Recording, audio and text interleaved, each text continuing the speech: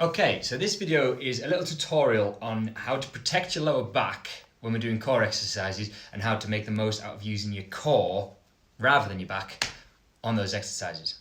Okay, so I'm going to start with this line on our back just to show you what your neutral back should be like, and then I'll move on to some little exercises to explain how to do them, maybe rather than how they tell you to do it in a class. Okay, so first of all, you lie on your back with your feet on the ground.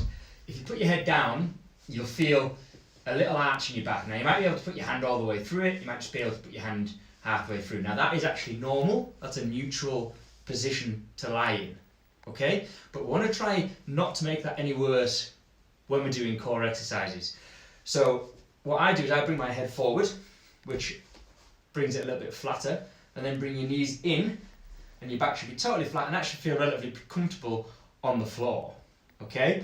Now, during hip workouts or workouts that you might be doing leg raises, bicycle crunches, things like that, and you sometimes feel it in your back, obviously, rather than your abs, all right? So if you can get your legs up straight like that, keeping your head forward, the exercise of leg raises, which is where you lower your legs down and bring them back in like that, puts a lot of pressure on your lower back, because as you take your legs out, what your back wants to do is lift.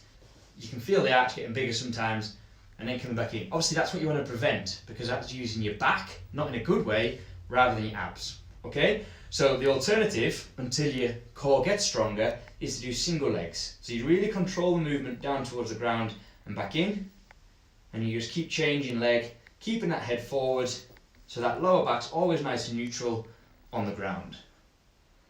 Okay? If you're one of the people that struggles to keep your legs straight in that position, bring them bent, which again makes it even more comfortable, and you do more of an extension. So you set your legs straight, like that.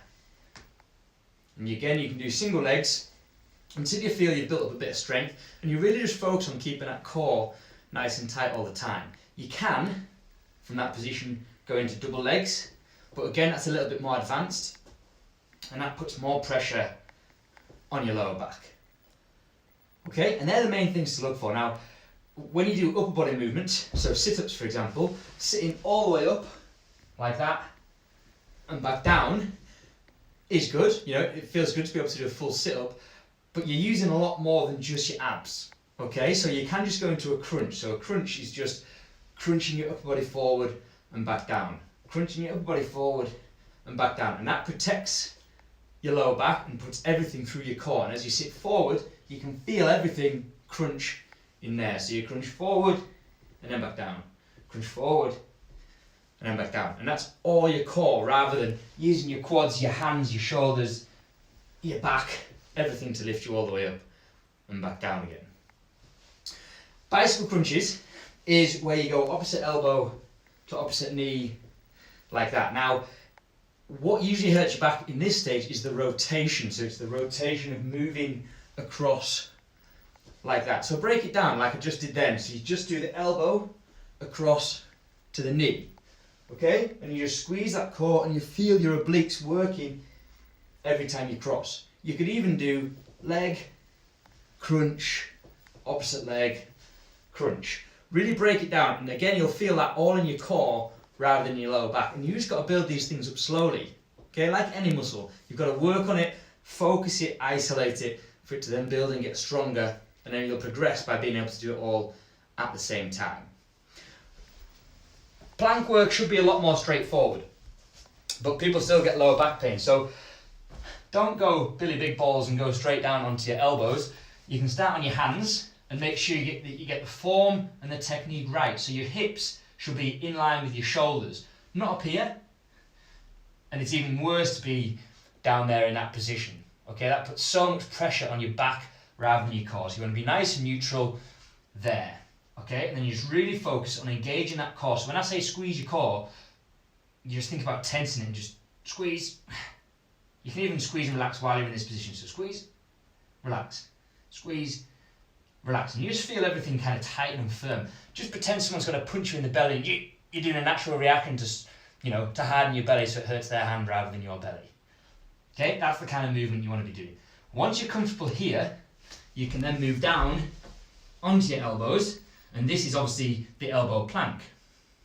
Okay, your feet want to stay together, your hands want to be separated and in line with your elbows, so your thumbs can't touch each other, and you keep your hips in line with your shoulders, so they're not down here, they're not up here, they're just nice and neutral right there.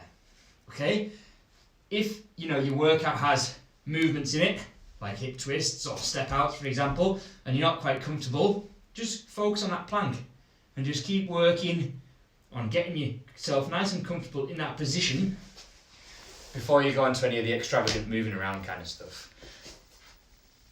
The key points are just to stay nice and slow and really controlled. Okay, the last thing you want to be doing is doing leg raises, really, really quickly where your back's just going like that all the time. You want to be nice and slow, control the movement all the way down, feel your core working, and then come back up. Same with your bicycle crunches, break it down nice and slow, across, back in, nice and slow across the other way, and really feel it and focus all your attention on your core. And slowly doing it 3 times a week, really focusing 15, 20 minutes on your core, should just start to build that little bit of strength, and then you can start going into the full exercise, of what they're asking for you.